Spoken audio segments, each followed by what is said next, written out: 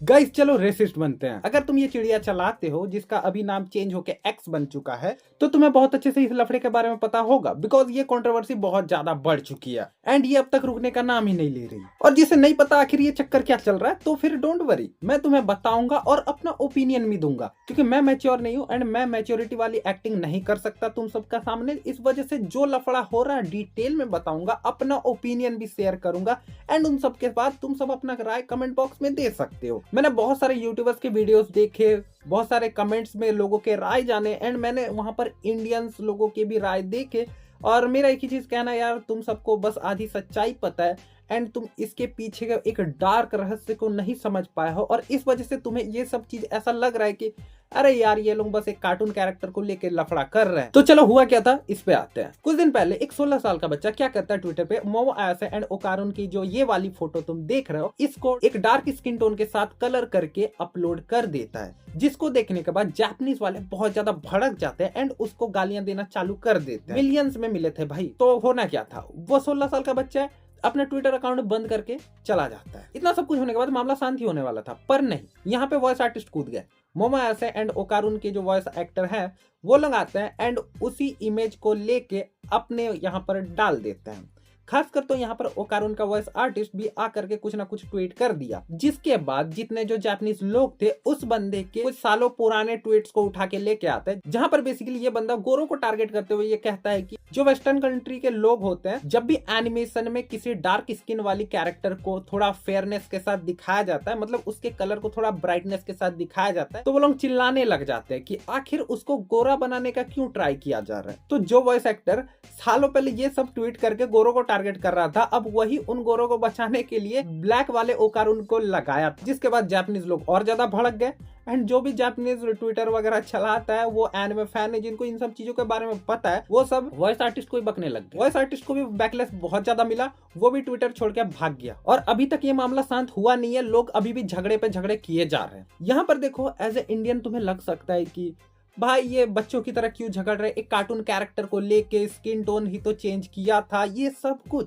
But तुम्हें जितना easy दिखता है, तुम जितना इन लोगों को इमेच्योर समझ रहे हो, ये वैसा बिल्कुल भी नहीं है। ये बहुत ज्यादा आगे हद तक बढ़ चुका है एंड यहाँ पर ना मैं समझता हूँ जितने जो वेस्टर्न यूट्यूबर्स हैं, जो अंग्रेज बैठे हुए, जो इसको बचाने की कोशिश कर रहे हैं, जापानीज लोगों को ये बताने का कोशिश कर रहे हैं जापानीज लोग कितने ज्यादा रेसिस्ट होते हैं, यहाँ पे उन्हीं की गलती है। आई नो इसके बाद तुम सब भी मुझे गालियां देने वाले हो कि मैं क्या बकवास कर रहा हूँ, पर मेरी पूरी वीडियो देख लो, उसके बाद तुम अपना ओपिनियन देना। यार देखो, रेसिज्म दुनिया का वो गंदा सच है ना, जो अगर इस दुनिया से मिट जाए तो ये 99% gym, makeup brands, jewellery brands, branded कपड़ों के ब्रांड्स वगैरह, ये सारे कंपनियां बंद हो जाएंगी। कुछ 1% लोग ऐसे भी होते हैं जो सेल्फ ऑब्सेस्ड होते हैं, उनको खुद से सजना पसंद है, उनको फर्क नहीं पड़ता दुनिया क्या कहती है। लेकिन ज्यादातर लोग, तुम ही जरा सोच के देखो, यहाँ पर मैंने जितने भी नाम लिए उनमें से तुम अगर एक भी एक्टिविटी में पार्टिसिपेट करते हो तो तुम इस चीज को समझ सकते हो कि तुम क्या सोच के उस एक्टिविटी को करते हो। यहाँ पर वीडियो देखने वाला कोई ना कोई ऐसा बंदा होगा, जो मैंने यहाँ पर नाम लिया ना 3-4 चीजों को लेके,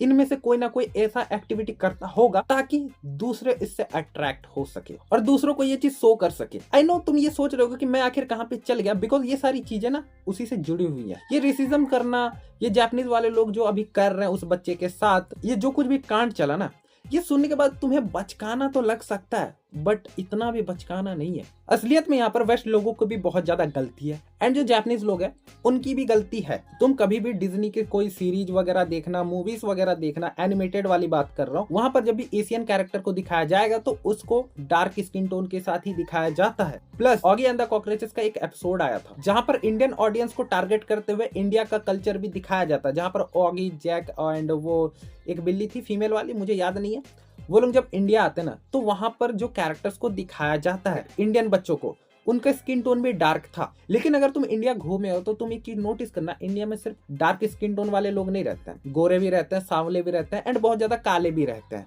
मोटे भी रहते हैं, पतले भी रहते हैं, अलग अलग टाइप के रहते हैं। इंडिया एक्चुअली में ये रेसिज्म वाली चीज से बहुत ज्यादा उभर चुका है, बिकॉज उनके पास झगड़ा करने के लिए और भी टॉपिक्स हैं। एज ए इंडियन हमारे लिए किसी के स्किन टोन को लेकर मजाक उड़ाना या फिर बॉडी शेमिंग वगैरह करना, वो हम दोस्तों को मजाक के रूप में करते हैं। क्या तुम्हारा कोई दोस्त अगर बहुत ज्यादा मोटा है तो क्या तुमने उसको कभी ए मोटे इधर आ ऐसा कभी बुलाया नहीं होगा? हम दोस्तों को तो यार ऐसे ही कोई ना कोई निकनेम दे देते हैं एंड वो लोग बुरा भी नहीं मानते। हाँ, बचपन में थोड़ा बहुत लोगों को बुरा लगता है, बिकॉज चिढ़ाने पे यार कोई भी चिढ़ जाता है, लेकिन जब वो बड़ा होता है ना, वो दोस्तों को उन बातों को ना मजाक के तौर पे लेता है, बिकॉज यार उसके लिए ये बचकानी चीज है। एंड इसी मेंटेलिटी के साथ हम बड़े हुए हैं, तो इस वजह से हमें ये चीज बचकानी लग रही है। बट विदेश में ये बहुत बड़ा मैटर होता है, काला और गोरा का इतना बड़ा मैटर होता है। ये लोग साले इतना ज्यादा डेवलप होने के बाद भी इस चीज को लेकर झगड़ा करते हैं, वो जाके सोशल मीडिया में रोना धोना करने लग जाते हैं। एंड ये सीन यार सारे वेस्टर्न कंट्रीज के साथ लागू होता है। सारे वेस्टर्न कंट्रीज को ये लगता है कि जितने जो एशियन कंट्री के लोग हैं वो सब काले होते हैं, हम गोरे होते हैं। लेकिन अगर तुम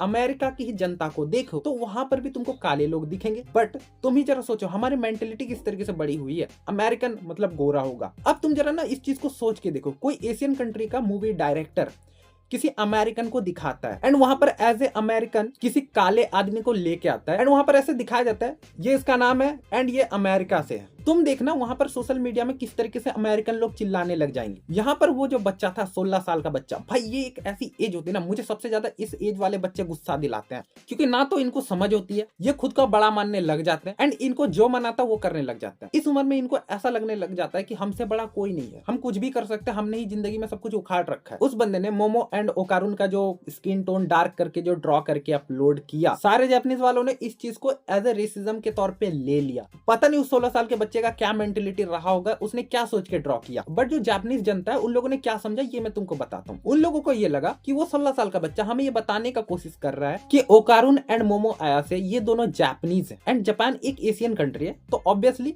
उनको ये लगता है कि हमें बताने की कोशिश कर रहा है कि जापानीज कैरेक्टर डार्क होने चाहिए। और यही वाला चीज लेके वो कूद पड़े। वो एक तरह से यही कह रहे हैं कि वो एक फेयर स्किन टोन वाला कैरेक्टर है, वो एक गोरा कैरेक्टर है, तुम उसको डार्क ड्रॉ क्यों कर रहे हो। और देखो ये ना तुम्हें लग सकता है कि जापानीज वाले कुछ ज्यादा बढ़ा चढ़ा के कह रहे हैं, जितने जो वेस्टर्न कंट्री वाले लोग होते हैं ना वो सेम चीज करते हैं। अगर कोई एशियन कंट्री का आदमी कोई गेम वगैरह बनाता है या फिर कोई ऐसी सीरीज वगैरह बनाता है, किसी ऐसे कंट्री के लोग जहां पे ज्यादातर डार्क पाए जाते हैं, उसको अगर व्हाइट स्किन टोन के साथ दिखा देना, सारे वेस्टर्न वाले चिल्लाने लग जाएंगे कि अरे वहां के लोग तो काले होते हैं, वहां के तुम कैरेक्टर्स को कैसे गोरा दिखा सकते हो, उनको काला करो। अगर कोई गेंशिन इंपैक्ट खेलता है ना, इस चीज के बारे में बहुत अच्छे से पता होगा। और अब ये सेम चीज जापानीज वाले वेस्टर्न वालों के साथ कर रहे हैं, उस 16 साल के बच्चे को गरिया के कि वो फेयर स्किन टोन वाला कैरेक्टर है, वो गोरा कैरेक्टर है, तुम उसको काला क्यों कर रहे हो। मामला समझ में आया ना आखिर लफड़ा क्या चल रहा है। मेरे ओपिनियन पे आते हैं। देखो मैंने ना बहुत सारे फॉरेन यूट्यूबर्स के भी वीडियोस देखे जहां पर फॉरेन यूट्यूबर्स ये बताने का कोशिश कर रहे हैं कि अरे वो 16 साल का बच्चा एक आर्टिस्ट है, वो एक नॉर्मल ड्रॉ करके दिखाया है, उसको तुम लोग इतना ज्यादा बढ़ा चढ़ा के क्यों कर रहे हो, जापानीज लोग इतने टॉक्सिक क्यों हो रहे हैं। तो भाई मेन लफड़ा वही है।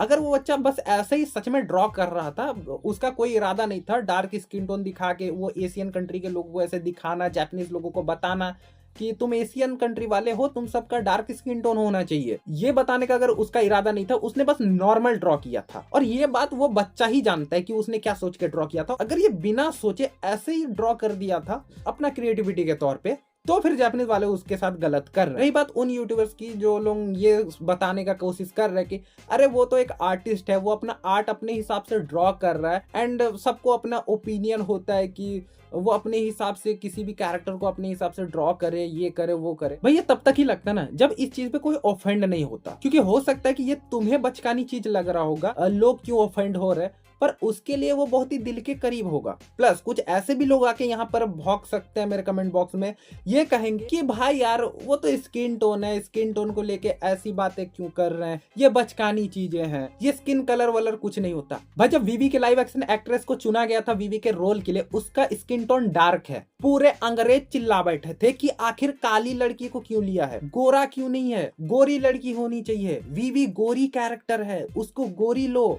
याद तो आ रहा है ना भाई, तुम मानो ना मानो ये सारे अंग्रेज जितने हैं ना, वो इस चीज को लेके सबसे पहले ही चिल्लाते हैं एंड इस चीज को लेके वो सबसे पहले ऑफेंड भी होते हैं। अगर कोई उनको पकड़ के लपेट दे, उन्हीं की भाषा में उनको जवाब दे देता है, तो वो वहां पर आकर के रोना धोना स्टार्ट कर देते हैं एंड वो आकर के खुद को निर्दोष घोषित करने की कोशिश करते हैं। वैसे मैंने तो अपना ओपिनियन दे दिया, तुम्हारा क्या ओपिनियन है मुझे कमेंट बॉक्स में राय देना मत भूलना। वीडियो पसंद आए तो वीडियो को लाइक करना मत भूलना, चैनल पर नया तो इस चैनल को सब्सक्राइब करना मत भूलना और हाँ बेल आइकन भी ऑन कर देना, जिससे जब भी मैं कोई नया वीडियो डालूंगा तुम्हारे पास नोटिफिकेशन आ जाएगा। तो यार मिलेंगे नेक्स्ट वीडियो में, फिलहाल के लिए बाय।